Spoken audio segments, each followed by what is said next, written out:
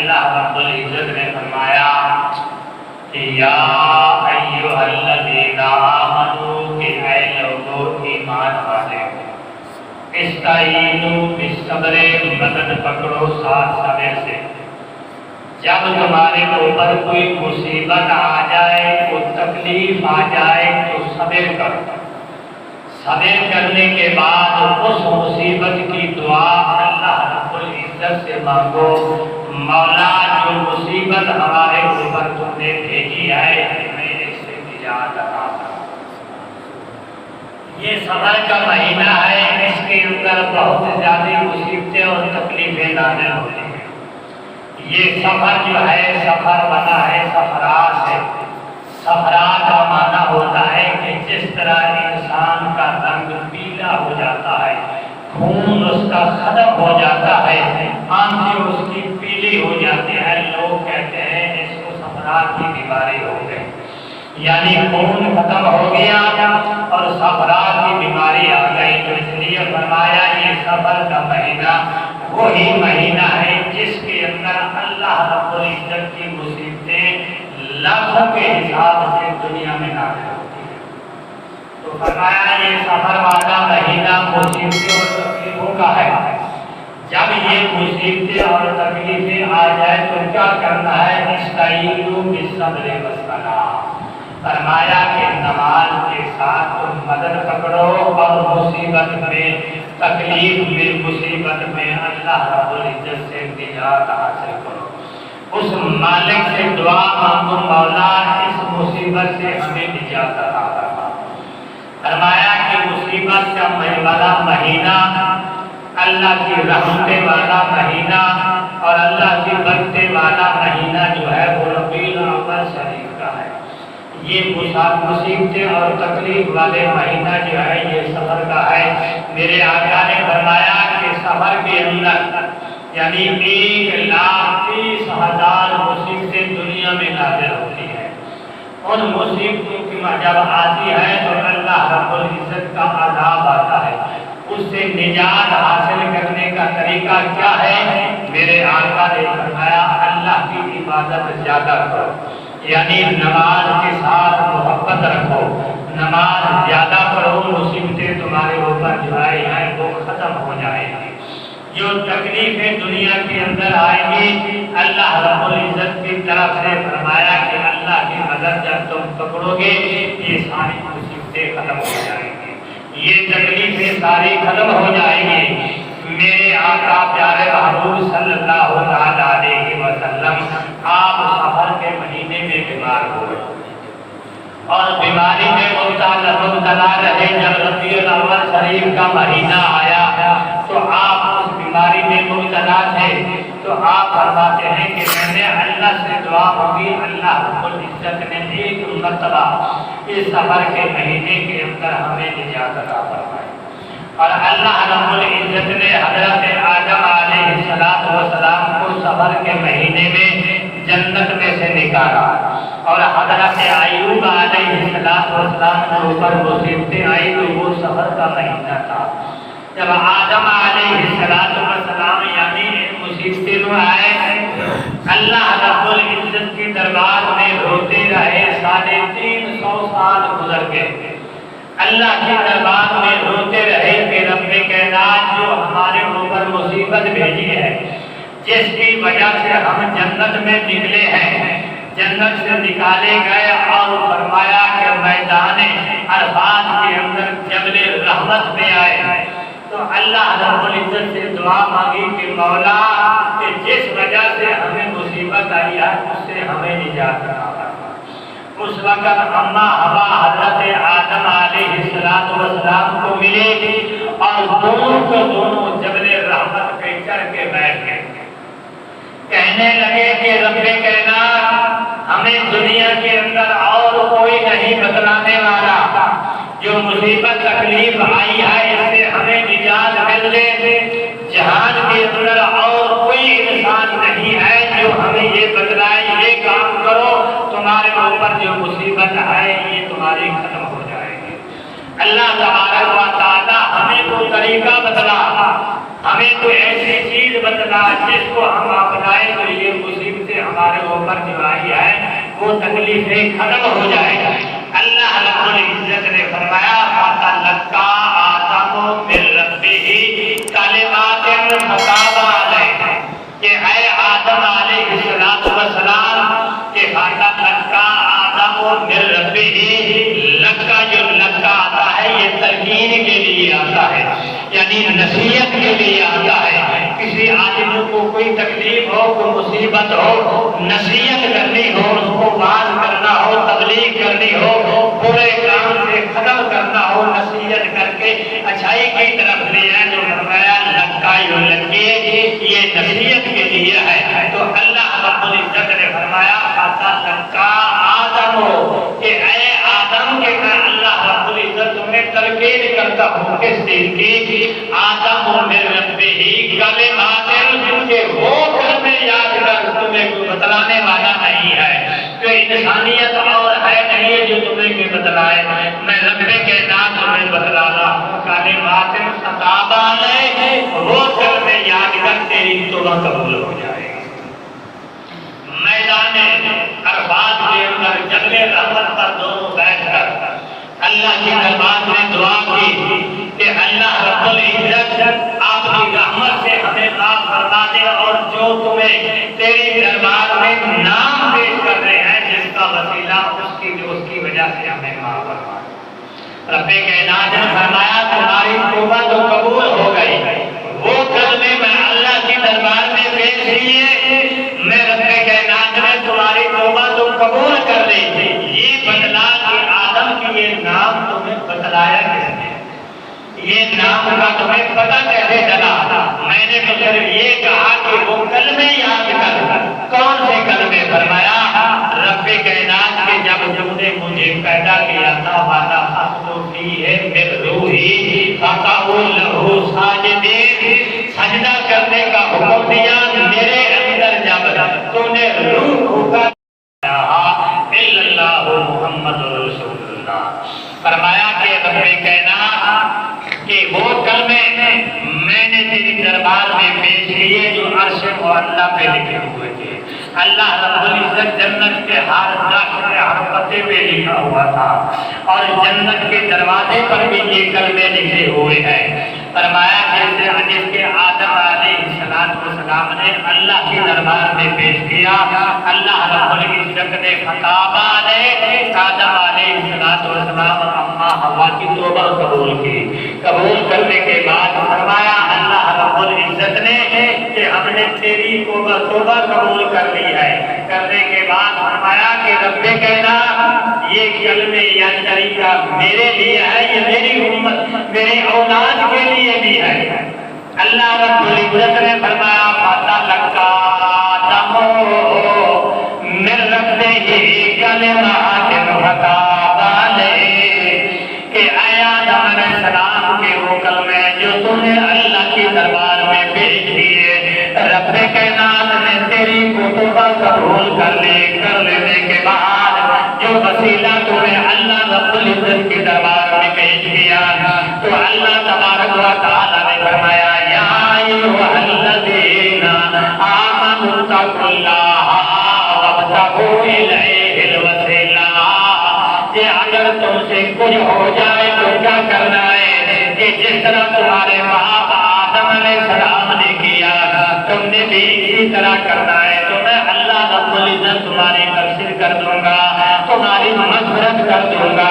اور اللہ رب العزت نے فرمایا کہ وَلَوْ أَنَّهُمْ ظَلَمُوا أَنفُسَهُمْ جَاءُوكَ اے میرے پاک پیغمبر محمد مصطفیٰ صلی اللہ تعالی علیہ وسلم تسلیما کثیرا کثیرا کہ جب تیری امت سے کوئی غلطی ہو جائے یا گناہ کوئی ہو جائے تو کیا کرنا ہے؟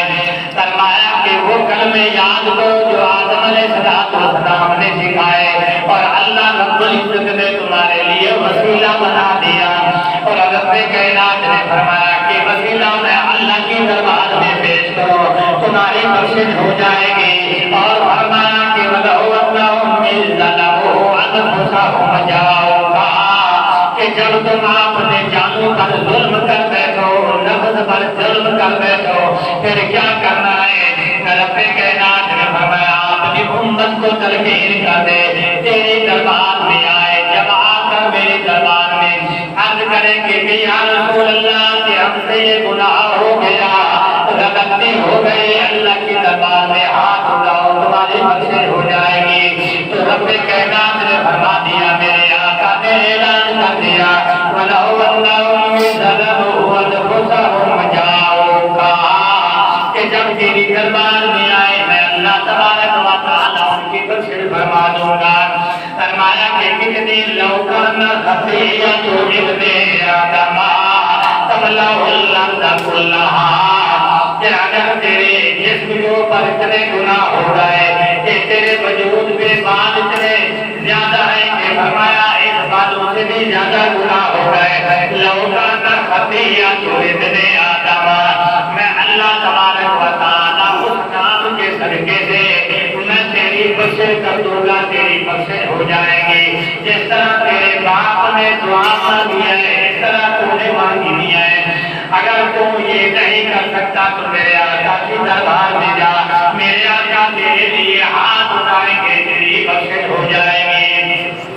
صحابہ نے عرض کی یا رسول اللہ صلی اللہ علیہ وسلم کہ ہم تو تیرے دربار میں آتے ہیں، موجود ہیں، آپ کو عرض کرتے ہیں، آپ ہاتھ اٹھا کر دعا کرتے ہیں، ہماری بخشش ہو جائے گی۔ آپ جب دنیا سے چلے جائیں گے، اس یعنی جہان سے چلے جائیں گے، اگلے جہان میں چلے جائیں گے، آپ کی بات میں آنے والی وہ کیا کرے گی؟ فرمایا یا ایھا الذین آمنوا اتقوا اللہ وابتغوا الیہ الوسیلہ کہ اس طرح وہ وسیلہ پیش کرے، اللہ تبارک و تعالیٰ تمہاری بخشش کر فرما دے گا۔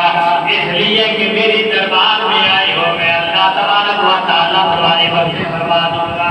اس لیے فرمایا کہ یا ایھا الذین آمنوا استعینوا بالصبر والصلاۃ کہ جس وقت تمہارے اوپر مصیبت آ جائے تو اللہ تبارک و تعالیٰ سے مدد پکڑو، کسی مصیبت سے تمہیں نجات مل جائے گی۔ فرمایا یہ جب سفر کا مہینہ آ جائے اس کے اندر مصیبتیں اور تکلیفیں زیادہ ہوتی ہیں، اس لیے اللہ تبارک و تعالیٰ کی دربار میں اپنے گناہوں کی بخشش کی دعا مانگو۔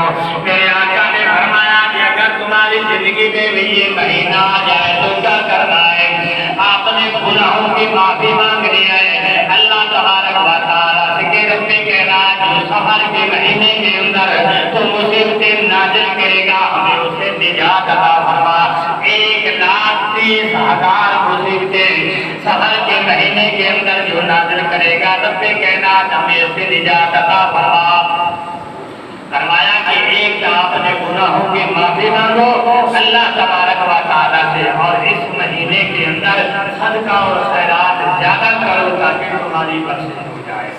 یہ ہر طرف سے پوری دنیا کے اندر اللہ کی طرف سے عذاب آیا ہوا ہے، کہ کیوں آیا ہے؟ صرف ہمارے گناہوں کی وجہ سے۔ اگر ہر انسان آپ نے گناہوں کی معافی مانگے اور کسی کا حق نہ کھائے تو یہ عذاب نہیں آئے گا۔ اس لیے عذاب ہمارے اوپر آ رہا ہے کہ گناہ کو ہم گناہ نہیں سمجھتے، اگر کسی کا مال چوری کر لیتے ہیں تو اس کو گناہ نہیں سمجھتے۔ تو پیارے محبوب صلی اللہ علیہ وسلم نے فرمایا سفر کے مہینے کے اندر اللہ کے دربار میں توبہ استغفار زیادہ کرو تاکہ ان مصیبتیں سے تمہیں نجات مل جائے۔ پیارے محبوب صلی اللہ علیہ وسلم نے فرمایا کہ جو آدمی جب ماہ سفر کا مہینہ شروع ہو جائے تو وہ آدمی کیا کرے کہ 4 رکعت 8 رکعت نماز پڑھے تو سلام سے، یعنی 4 رکعت نماز پڑھ کے پھر سلام کر دے، پھر یعنی 4 رکعت نماز پڑھ کے پھر سلام پھیر کے بیٹھ جائے۔ میرے آقا نے فرمایا کہ پہلی رکعت کے اندر سورۃ انا انزلنا پڑھے، اور فرمایا کہ دوسری رکعت کے اندر الحاق متقا پڑھے، اور فرمایا کہ تیسری رکعت کے اندر قل یا ایھا الکافرون پڑھے، فرمایا کہ چوتھی رکعت کے اندر قل ھو اللہ احد پڑھے۔ پڑھنے کے بعد جب یہ 4 رکعتیں پڑھ لے، اس کے بعد پھر دوبارہ 4 رکعتیں پڑھے۔ یہ اس موقع ان کے اندر پڑھنے کے بعد اللہ کے دربار میں دعا کرے، مولا کہ ہمیں مصیبتوں سے نجات عطا فرما، رب کائنات ہمیں نجات عطا فرماتا ہے۔ اور میرے آقا نے فرمایا کہ ماہ رجب، ماہ سفر کے اندر جو آدمی 4 رکعت نماز پڑھے، فرمایا کہ ہر رکعت کے اندر، فرمایا میرے آقا نے کہ پہلی رکعت کے اندر کھولیا متقا پڑھے، دوسری رکعت کے اندر کھولیا یہ ہلکا ضرور پڑھے، اور فرمایا کہ تیسری رکعت کے اندر قل اعوذ برب الفلق 10 مرتبہ پڑھے، اور چوتھی رکعت کے اندر فرمایا کہ قل اعوذ برب الناس 10 مرتبہ پڑھے۔ پڑھنے کے بعد ہاتھ اٹھا کر یہ دعا مانگے کہ اللہ تبارک و تعالیٰ کہ میرے والدین کی بخشش فرما۔ فرمایا کہ ماہ سفر کے اندر یہ 4 رکعتیں نماز اسی طرح پڑھے، پڑھنے کے بعد ہاتھ اٹھا کر دعا مانگے کہ اللہ تبارک و تعالیٰ کہ میرے والدین کی بخشش فرما دے۔ اللہ تبارک و تعالیٰ ان کی بخشش فرما دیتا ہے، بے شک وہ دنیا سے بھی کیوں نہیں چلے گئے۔ اور والدین اس اپنی اولاد کے لیے دعا کرتے ہیں کہ رب کائنات کہ میرے بچے کے اوپر کوئی مصیبت آنے والی ہے، ماہ سفر کے اندر کوئی تکلیف آنے والی ہے، اللہ تبارک و تعالیٰ اس نے میرے لیے یہ کچھ پڑھ کر دعا کی کہ رب کائنات میرے والدین کو معاف کر دے۔ تو والدین اپنی اولاد کے لیے بھی دعا کرتے ہیں کہ رب کائنات میرے اولاد کو جو مصیبت آئے گی وہ ختم کر دے، وہ مصیبت ختم کر دے۔ کیونکہ جس طرح ہم دعا کرتے ہیں والدین بھی ہمارے لیے دعا کرتے ہیں۔ اگر کہ وہ دنیا سے چلے گئے تو 8 دن کے اعمال ہمارے جمعرات کو وہ پیش کیے جاتے ہیں، والدین کی طرف پہنچائے جاتے ہیں۔ اگر وہ نیک عمل کر رہا ہے ان کے والدین دیکھ کر خوش ہوتے ہیں، اللہ کی دربار میں دعا کرتے ہیں مولا کہ ان کو زیادہ نیکی کرنے کی توفیق عطا فرما۔ یہ اگر وہ برے اعمال کرتا ہے، جب اعمال پیش کیے جاتے ہیں والدین برے اعمال دیکھ کر وہ پریشان ہوتے ہیں کہ جس طرح جس حال میں ہم شور کر رہے ہیں اسی حال میں اسی طرح یعنی بے حیا اور بے شرمی کے کام کرتے ہیں، والدین غم زدہ اور پریشان ہوتے ہیں۔ اسی طرح میرے آقا کے پاس بھی یعنی جمعرات کی جمعرات پیش کیے جاتے ہیں، جب میرے آقا اپنی امت کے نیک اعمال دیکھ کر خوش ہوتے ہیں، اپنی امت کے لیے دعا کرتے ہیں، جب برے اعمال پیش کیے جاتے ہیں دیکھ کر میرے آقا پریشان ہوتے ہیں۔ اس لیے میرے آقا نے فرمایا اور اللہ رب العزت نے بھی فرمایا کہ جمعرات اور جمعے والے دن زیادہ درود پاک پڑھا کرو، کیونکہ یہ درود پاک جمعرات اور جمعے والے دن میرے آقا کی دربار میں پیش کیے جاتے ہیں۔ یعنی یہ ماہ سفر کا مہینہ ہے، اس کے اندر مصیبتیں اور تکلیفیں زیادہ نازل ہوتی ہیں، تو میرے آقا نے فرمایا اس سے بچنا ہے تو اللہ کی عبادت زیادہ کرو اور صدقہ خیرات زیادہ کرو تاکہ مصیبتوں سے ہمیں نجات مل جائے۔ جو جہان کے اندر سیلاب کی مصیبت آئی ہوئی ہے یہ ہمارے گناہوں کی وجہ سے آئی ہوئی ہے، اگر یہ کام نہ کرے تو ہمارے اوپر یہ عذاب آئے، یعنی اندر سے اللہ رب العزت کی طرف سے سیلاب اور عذاب آیا ہوا ہے۔ وہی لوگ سیلاب والے آدمی اٹھا کے لے کے جا رہے ہیں کہ ہمیں اتنا لاکھ روپیہ دے تو بعد میں رکھو۔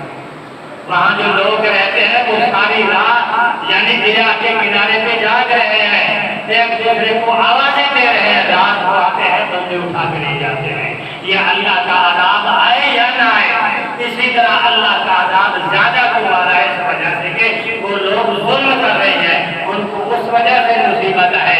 ہم جو لوگ شہروں میں رہتے ہیں یہ ہمارے اوپر جو عذاب آئے ہمارے گناہوں کی وجہ سے آ رہے ہیں، اللہ کی عبادت کی طرف ہرگز نہیں آتے۔